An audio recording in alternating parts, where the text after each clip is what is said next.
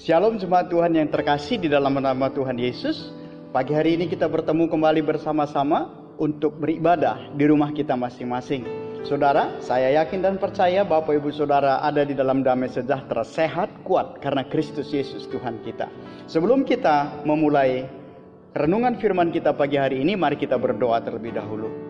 Bapa, kami bersyukur karena kami menyembah Allah yang benar, Allah yang hidup, bahkan Allah yang memberikan seluruhnya bagi kami, supaya kami bisa kuat menikmati damai sejahtera-Mu dan hidup dalam kemenangan demi kemenangan. Iman kami kokoh karena Engkau yang menguatkan kami. Berbicaralah lewat firman-Mu Tuhan, hati kami terbuka untuk mendengarkan kebenaran firman Tuhan. Di dalam nama Tuhan Yesus kami berdoa. Amin. Saudaraku, kita masih ada di bulan-bulan Paskah, di mana kita memperingati bagaimana Kristus mati, tapi kemudian Dia memberi kemenangan kepada kita.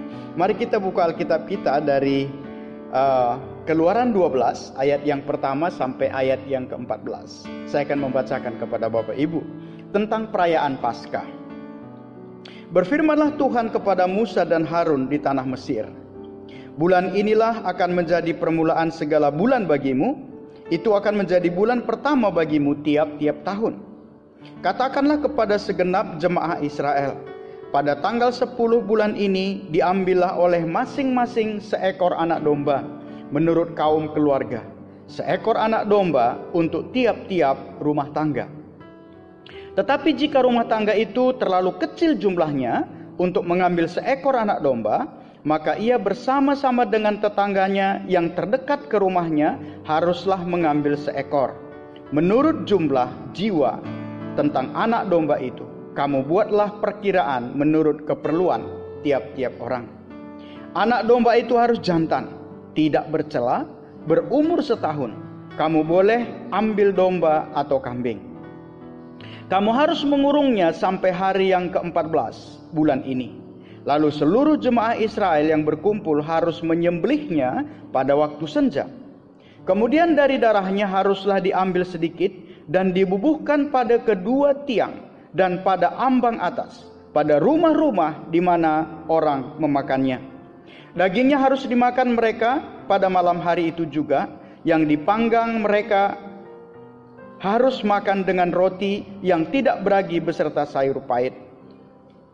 Janganlah kamu memakannya mentah atau direbus dalam air, hanya dipanggang di api, lengkap dengan kepalanya dan betisnya dan isi perutnya. Janganlah kamu tinggalkan apa-apa dari daging itu sampai pagi.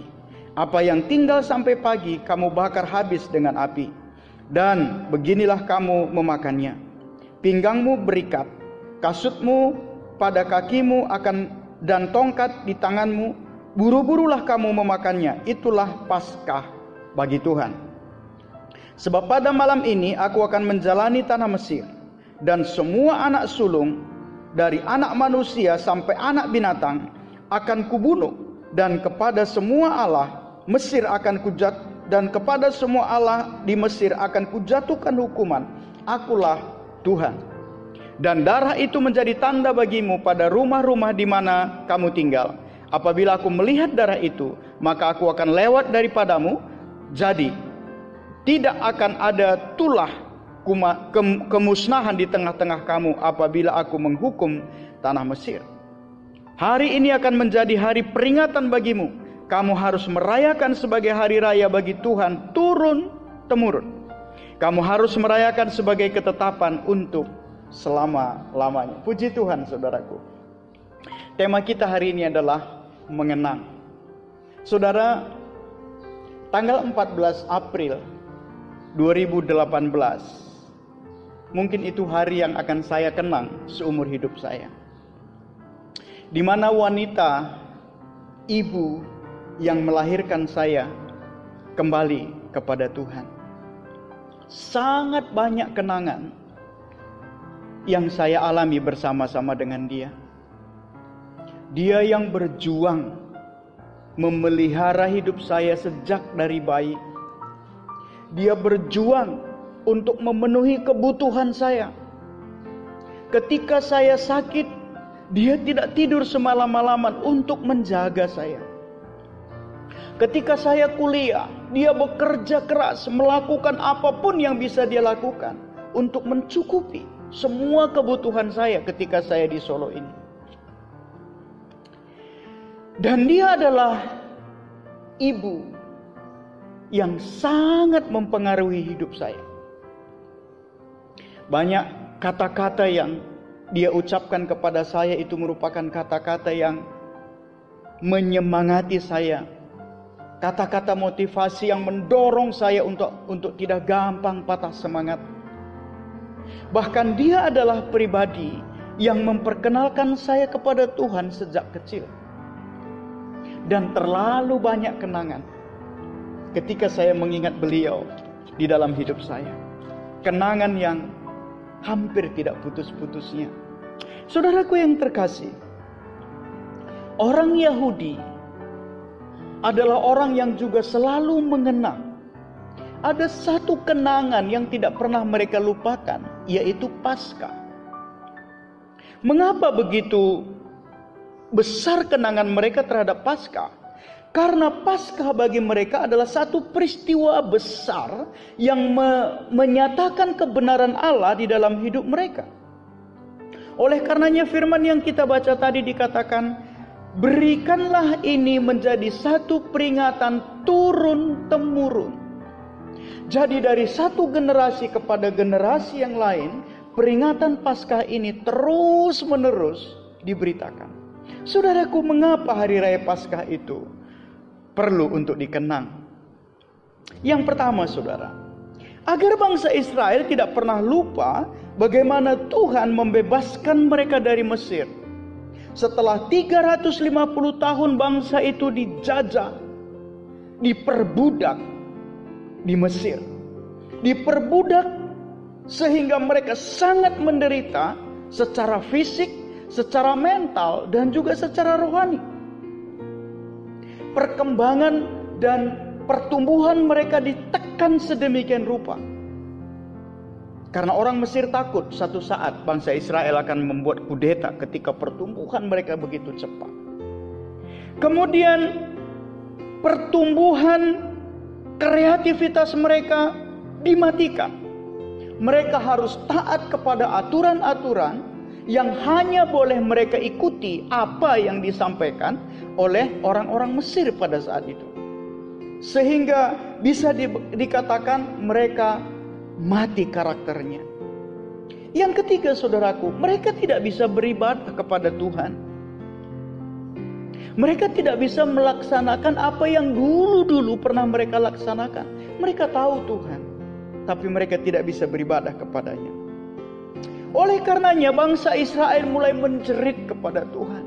Bangsa Israel mulai mengangkat tangan mereka kepada Tuhan dan siang malam mereka berdoa, Tuhan tolong kami, Tuhan tolong kami. Seruan mereka itu, tangisan dan ratapan mereka itu seakan-akan menggugah hati Allah, seakan-akan memberikan batas dari kesabaran Allah kepada orang Mesir. Sehingga apa yang kita baca hari ini adalah Tuhan turun tangan. Apakah Tuhan langsung membunuh semua orang-orang yang tertua di bangsa Israel, anak yang paling besar dan ternak? Enggak, saudara. Ini itulah yang terakhir. Ini itulah yang paling akhir. Tuhan masih memberi kesempatan kepada bangsa Mesir. Allah kita itu adalah Allah yang panjang sabar. Bukan hanya kepada kita, kepada semua orang. Tapi karena bangsa itu tetap mengeraskan hati untuk tidak memperbolehkan bangsa Israel keluar dari tanah Mesir, maka kemudian Allah membuat tindakan yang menurut saya ini tindakan yang menyelamatkan bangsa itu. Saudara, Tuhan mengatakan bahwa kamu harus mencari domba, tidak bercacat domba itu. Kemudian 14 hari harus seperti di karantina. Lalu kemudian domba itu disembelih pada senja hari. Darahnya kemudian dioleskan kepada 2 tiang pintumu dan di atasnya. Karena pada malam itu aku akan lewat di tengah-tengah pemukimanmu. setiap yang ada tanda darah anak domba yang suci itu, aku lewati, kata Tuhan. Tetapi yang tidak ada tandanya, aku akan membunuh anak yang tertua di rumah itu, serta ternak mereka. Saudaraku, ini satu hal yang sangat menjadi ingat-ingatan yang luar biasa bagi bangsa Israel. Mereka selalu mengingat peristiwa itu karena Tuhan meluputkan bangsa itu.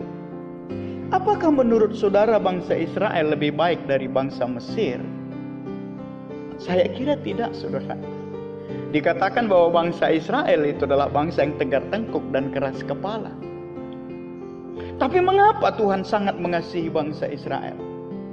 Karena Tuhan sudah berketetapan memilih mereka menjadi umatnya.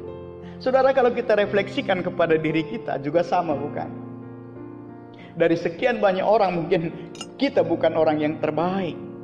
Tapi saudaraku, kita sudah ditentukan Tuhan dipilih menjadi umatnya. Nah, saudara, bangsa Israel kemudian luput dari tulah itu. Dan kemudian dia dibebaskan dari Mesir. Bukan hanya dibebaskan orangnya saja, tapi seluruh kekayaan Mesir diberi kepada mereka untuk mereka bawa pergi. Yang kedua, saudara, mengapa Paskah itu selalu harus dikenang? Saudara, untuk keselamatan harus ada yang dikorbankan. Yang kedua, saudaraku, untuk keselamatan selalu harus ada yang dikorbankan. Pada Paskah yang kita pelajari tadi dari Keluaran 12 ini, Tuhan mengorbankan anak domba itu. Diperintahkan kepada bangsa Israel supaya bangsa Israel mengorbankan anak domba itu yang tidak bercacat. Ada yang berkorban, bukan? Walaupun dalam perjanjian lama yang dikorbankan itu domba, tetapi suci, umur setahun, tidak bercacat, dikarantina 14 hari. Saudara, zaman bergulir, bangsa Israel sudah bebas. Saudara, namun dosa tidak pernah berhenti menggerogoti umat manusia. Dosa yang memberi kenikmatan sesaat, dosa yang memberi rasa aman dan nyaman sesaat, dosa yang memberi perasaan yang happy sesaat. Bahkan seakan-akan dosa itu tidak lagi begitu penting untuk dibicarakan karena semua rasanya orang sudah berdosa. Seperti apa yang dikatakan Roma 6 ayat 23 dan Roma 3 ayat 23. Tapi manusia tidak sadar bahwa dosa itu sudah menjerat mereka. Bahkan dosa itu sudah menempatkan mereka di gerbang neraka yang selangkah lagi mereka akan mati. Dan mati itu mati kekal, saudara. Saudara, manusia tidak menyadarinya. Namun pada waktu mereka mulai menyadari ini, mereka tidak punya kekuatan apapun untuk kembali kepada Tuhan. Mereka tidak punya daya. Mereka habis-habisan berjuang, tapi semua tidak mempunyai daya. Oleh karenanya, setelah sekitar 3.500 tahun kemudian, maka bangkitlah anak domba Allah dari sorga. Pada waktu Yohanes Pembaptis mau membaptis Tuhan Yesus, dia mengatakan, "Lihat, anak domba Allah." Saudaraku yang terkasih, dari keselamatan yang saya dan saudara miliki, ada yang harus dikorbankan. Karena manusia itu tidak sadar bahwa mereka ada dalam satu cengkeraman maut yang begitu hebat. Belas kasihan Allah dalam kasih karunia-Nya di dalam Kristus Yesus masih berkenan menyelamatkan saya dan saudara. Oleh karenanya, Bapak Ibu, kalau saudara ingat bahwa pernah ada satu perayaan Paskah di Yerusalem, Banyak orang yang melarang Tuhan Yesus termasuk murid-muridnya. Tuhan, jangan kamu ke sana. Kenapa? Karena memang sudah direncanakan kalau Tuhan ke sana ditangkap dan kemudian diadili. Tapi apa dikatakan Tuhan? Dia tetap berjalan, tetap berjalan, tetap berjalan sampai ke Yerusalem. Mengapa saudara? Inilah yang kedua. Dia tahu bahwa dia adalah anak domba Allah yang sejati, yang sempurna, yang akan dikorbankan supaya saya dan saudara bisa bangkit dari keterpurukan. Saya dan saudara bisa bangkit dan punya pengharapan yang pasti. Saya dan saudara bisa bangkit dan kemudian melihat kemuliaan Tuhan. Yesus dilucuti, Yesus dipukuli, dicambuk, ditelanjangi, difitnah, sampai disalibkan. Bukan hanya itu saudara, sampai dia mengatakan Eloi, Eloi, lama sabachthani. Ya Bapakku, mengapa engkau meninggalkan aku? Semua orang meninggalkan dia, tidak ada lagi bahkan bapaknya sendiri meninggalkan dia pada saat itu. Untuk apa saudaraku? Korban anak domba yang kudus itu, supaya saya dan saudara memiliki hidup dan hidup dalam kebenaran, memiliki kepastian bahwa sorga menanti saya dan saudara. Saudaraku yang terkasih, saya berharap Paskah ini sungguh-sungguh akan membangkitkan saya dan saudara. Paskah kali ini akan sungguh-sungguh mempertebal dan memperkuat iman kita. Di keluarga-keluarga kita masing-masing kita berdoa. Di keluarga-keluarga kita masing-masing kita memuji Tuhan, belajar firman Tuhan. Itu membuat keluarga kita semakin kuat di dalam Tuhan. Dan sekali lagi saudara, saya dan saudara bukanlah orang yang paling baik sehingga kita layak menerima korban Paskah itu. Saya dan saudara bukanlah orang yang memiliki alasan mengapa Tuhan mau berkorban bagi saya dan saudara. Tapi oleh anugerahnya, Dia memilih kita. Saat kita datang dengan berbagai macam latar belakang yang pernah kita alami, dengan kekotoran pikiran, perasaan, tindakan, ucapan yang pernah kita lakukan, Dia membebaskan. Dia memberi kemenangan. Dia membasuh kita. Dia menyucikan kita. Kenapa saudaraku? Tidak ada dosa terlalu besar untuk tidak bisa diampuni oleh Tuhan.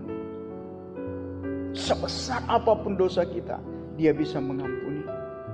Tidak ada dosa yang terlalu kecil tidak butuh pengampunan Tuhan.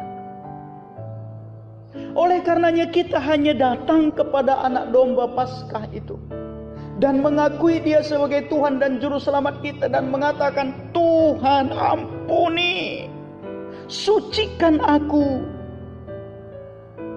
Pengharapan yang pasti itu hanya ada di dalam Dia. Itulah sebabnya saudaraku, mengapa kita terus-menerus harus mengenang Paskah. Bukan hanya bulan-bulan karena memang ini bulan Paskah, tidak. Setiap kali kita mengenang dan mengingat pengorbanan Kristus, saya begitu yakin hati kita gemetar. Karena sungguh luar biasa pengorbanannya kepada saya dan saudara. Kebangkitan Yesus menunjukkan saya dan saudara ikut menang bersama dengan Dia. Kebangkitan Yesus menunjukkan saya dan saudara memiliki kepastian bersama dengan Dia. Mari kita kenang anak domba Paskah itu terus-menerus dalam hidup kita. Puji Tuhan saudaraku. Saya akan tuntun saudara berdoa. Dan saya harap Bapak Ibu Saudara mengambil keputusan-keputusan penting hari ini. Mari kita berdoa. Tuhan, setiap anak-anak-Mu dimanapun berada, kalau mereka masih meragukan Engkau, masih bingung apa yang harus mereka lakukan, masih bingung bagaimana mereka bisa diselamatkan, biarlah Engkau datang kepada mereka, melembutkan hati mereka, sehingga anak-anak-Mu akan membuka hati menerima Engkau sebagai Tuhan dan Juru Selamatnya, menerima Engkau sebagai Tuhan satu-satunya. Dan kami tahu Tuhan, setiap pelanggaran dosa-dosa yang kami perbuat disucikan oleh anak domba Allah yang hidup itu. Karena Dia menang, maut dikalahkan. Dia menang, kematian dikalahkan. Terima kasih Tuhan. Bapak Ibu Saudara, kesempatan yang kedua. Kalau Bapak Ibu Saudara masih menyimpan kepahitan, kemarahan, dendam, dengki, perasaan tidak nyaman, jengkel dan seterusnya, saya beri kesempatan kepada Bapak Ibu untuk mengakui di hadapan Tuhan. Sekali lagi saya ulangi, tidak ada dosa yang besar yang tidak bisa diampuni Tuhan, dan tidak ada dosa yang kecil yang tidak perlu pengampunan Tuhan. Saya beri kesempatan kepada Bapak Ibu untuk berhadapan dengan Bapa di sorga.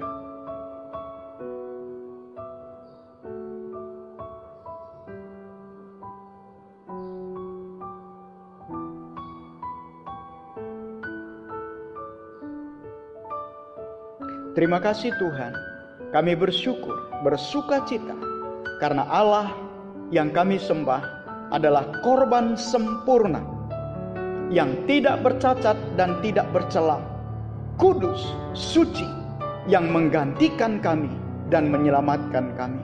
Terpujilah Engkau di dalam nama Tuhan Yesus Kristus. Amin.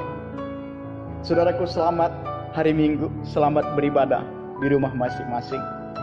Kita akan akhiri ibadah kita pada pagi hari ini dengan menerima doa berkat. Mari angkat tangan Bapak Ibu Saudara, kita berdoa.